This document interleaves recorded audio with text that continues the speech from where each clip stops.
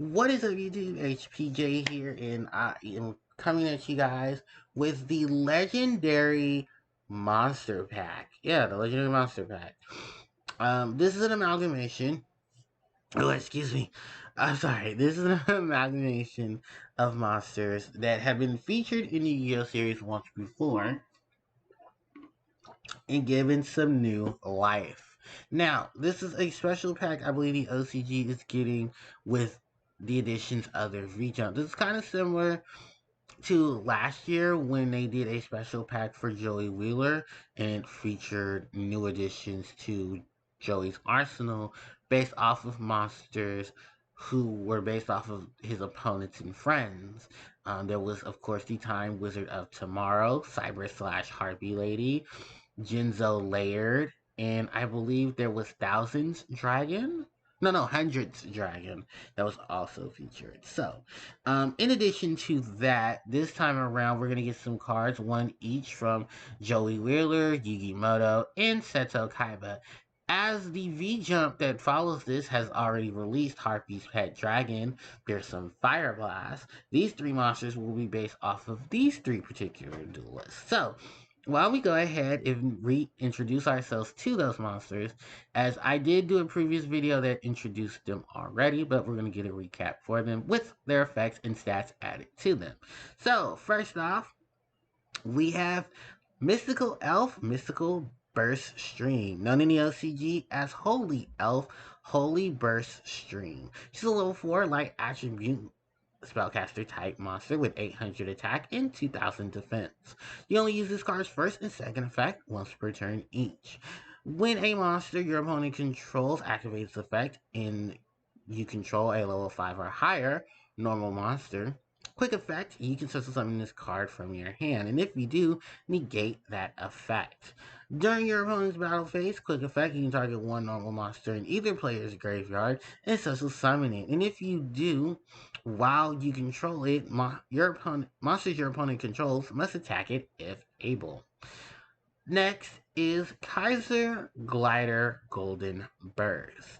Level 6 light attribute dragon type monster. 2400 attack, 2000 defense. 22 defense, sorry, not 2000. 2200 defense. You only use this card's first effect once per turn. Quick effect, you can contribute one monster, so summon this card from your hand. If this card is normal special summon, you can target one face-up monster your opponent controls.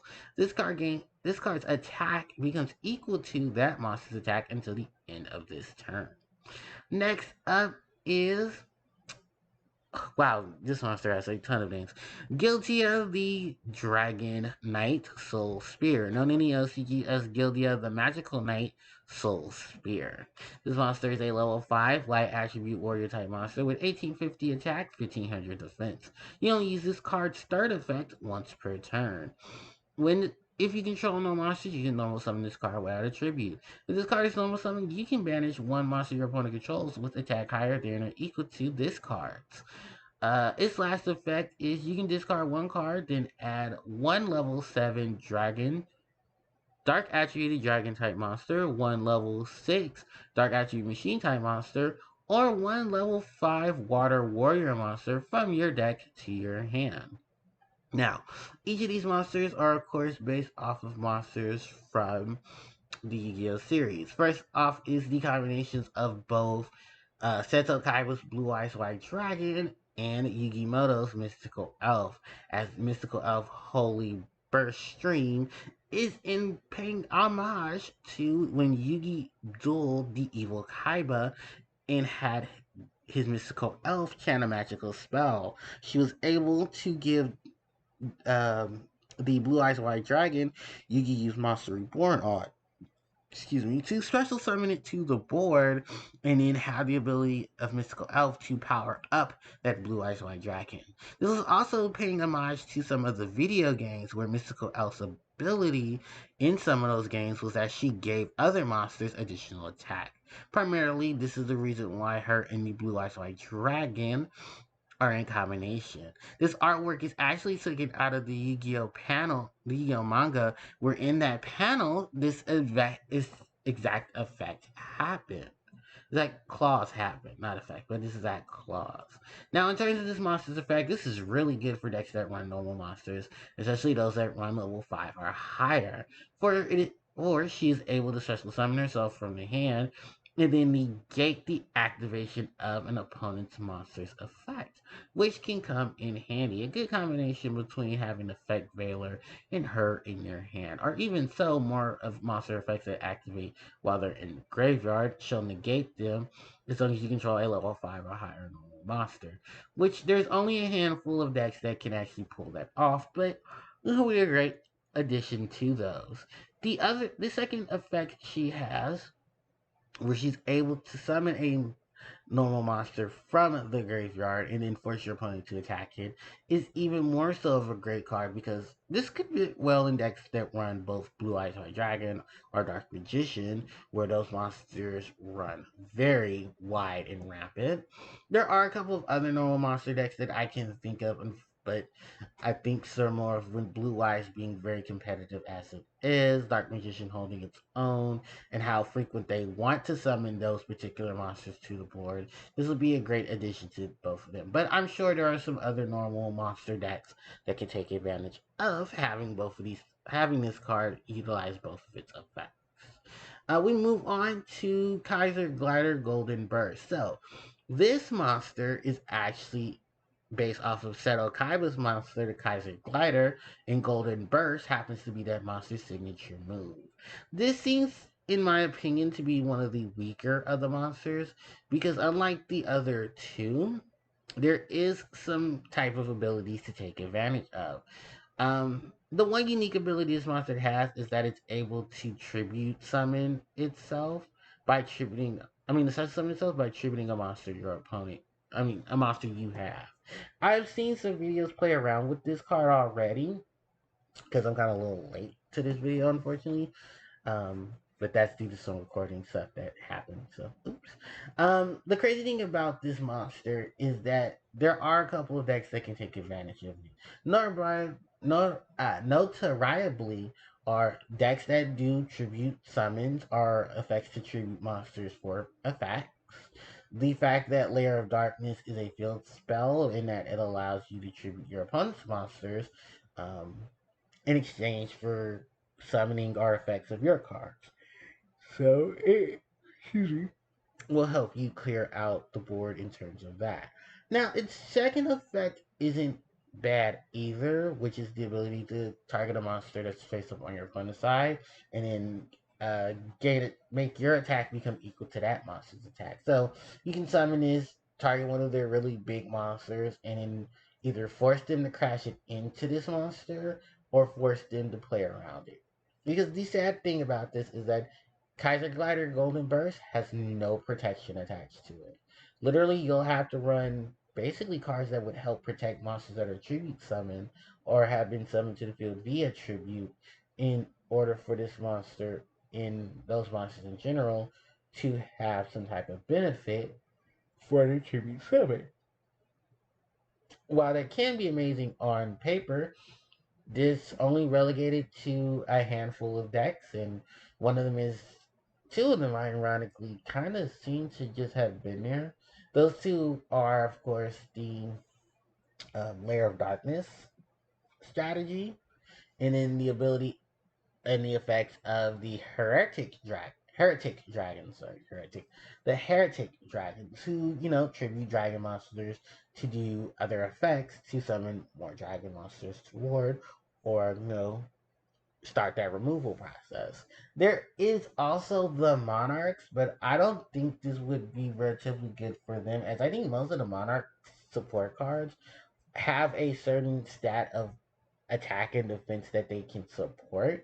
And unfortunately, Kaiser Glider only meets half of that support. So, yeah, this card is, in my opinion, the weakest of the two, and probably is going to be more so of the most gimmicky of them.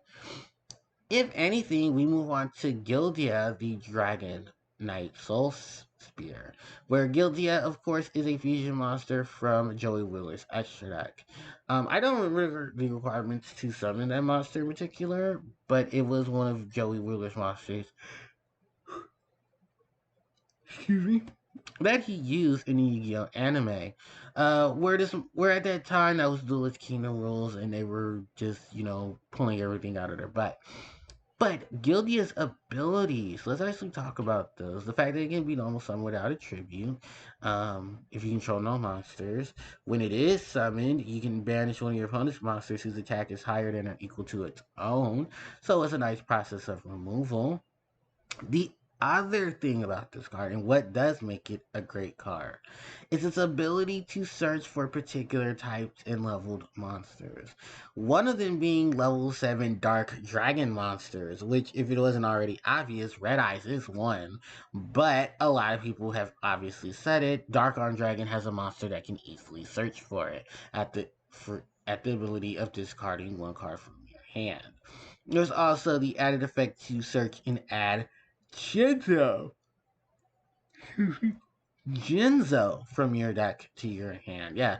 This is a rare occasion when a monster outside of the Jinzo archetype, or as they're known in the OCG, the psycho androids, to be able to search for that particular monster. I think this is paying homage to the fact that most of these targets are cards Joey Wheeler has used in the past.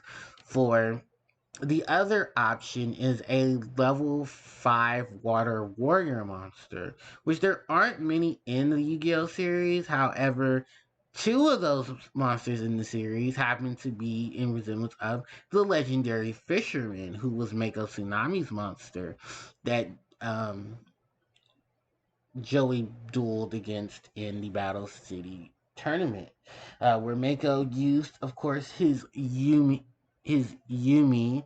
uh, deck setup where he had to field spell Yumi, he had the continuous trap, known as Tornado Wall, and basically hiding behind that to have his legendary fisherman swing at his opponent.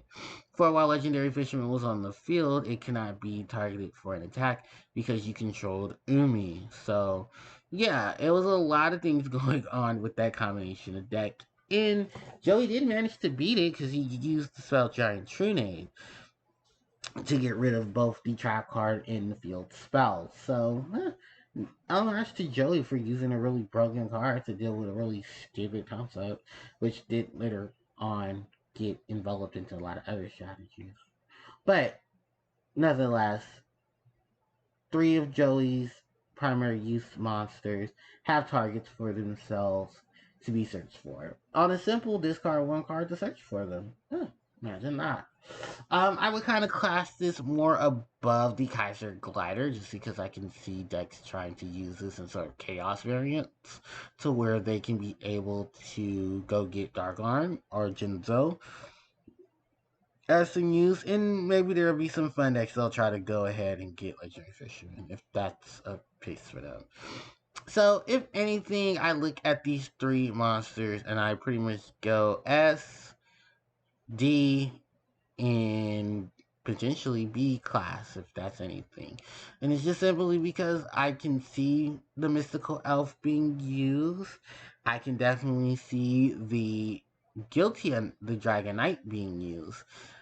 You're gonna have to really gimmick yourself around with the Kaiser Glider, which is unfortunate, but they didn't give it no way to really protect itself, and it's more so of a, if this happens, then go ahead and try to play around with this. That's literally what it is with them. But I think overall, I hope in the future we get some more of these legendary monster packs, and hopefully they do come to the TCG soon in some type of import. Or maybe so in a set that could potentially reprint and have some support within it. We may never know. But I'm going to wrap up the video here. So, thanks everybody for watching. Don't forget to like, comment, share, and subscribe to the channel as it helps out tremendously. You can also hit the notification bell next to the subscription button so you can be informed of when I upload more content. Speaking of which, of course, my social media links are in the description box below. So you want to talk to me or interact with me via Twitter, Instagram, Facebook, and more. That's all right there in the description box, as well as the Patreon. So if you want to help the channel grow and you want to give a little extra, you definitely are more than welcome to. It is your choice. So with that said and done, thanks everybody for watching, and of course I will catch you all next time. HPJ signing out.